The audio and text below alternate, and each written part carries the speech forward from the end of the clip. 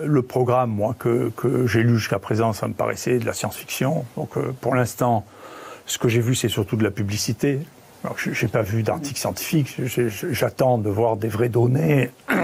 Et puis, les laboratoires n'ont pas encore publié les essais cliniques. Et puis, les essais, si vous voulez, il ne s'agit pas de dire si je fais ça, ça fait des anticorps.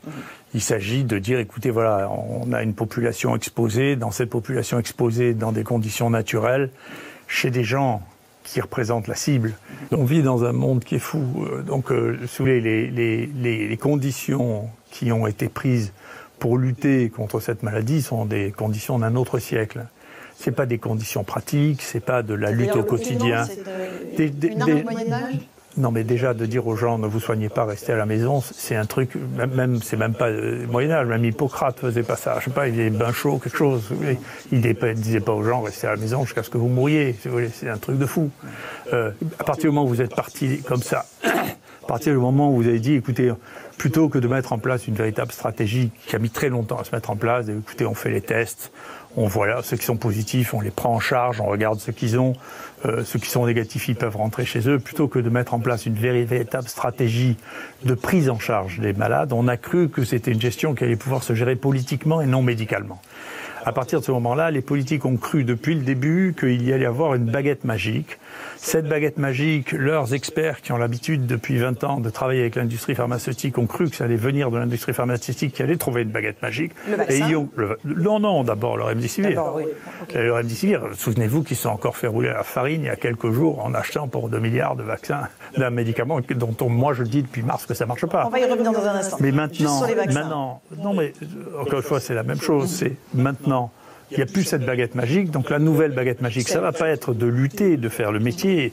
Ça, pour résoudre les combats, il faut se battre à la vietnamienne. Là, vous voyez, il ne faut pas se battre comme Napoléon III. Vous voyez, on a une défaite et tout s'écroule. Vous voyez, c'est comme les Vietnamiens, on gagne maison par maison, patient par patient. Vous voyez, c'est comme ça qu'il faut se battre. C'est la guérilla qu'il faut faire.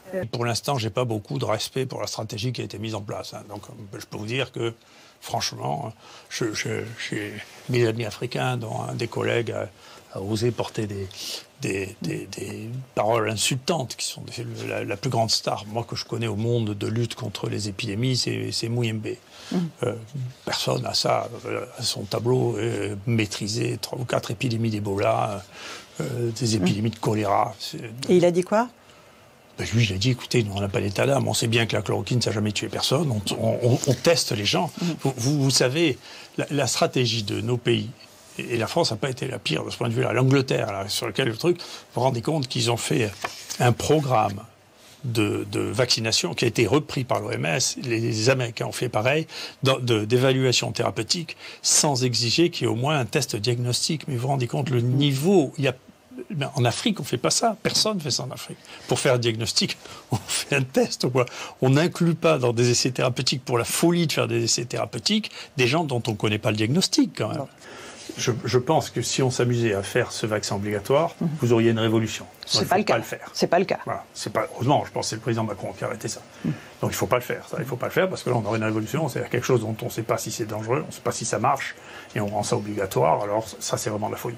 Après, le risque, il y a 2 choses dans le vaccin. Il y a la protection individuelle, le risque individuel que théoriquement on aurait le droit de prendre, mais que dans ce pays on n'a plus le droit de prendre non plus. Quand on vous empêche de prendre les médicaments que vous avez envie de prendre, c'est quand même que vous n'avez plus le droit de décider de ce que vous faites. Mais moi, je suis libéral de ce point de vue-là. Si vous décidez pour vous traiter ou pour vous prévenir de prendre ce vaccin, vous le faites. Ça, c'est différent d'une politique d'État qui dit vous devez le faire.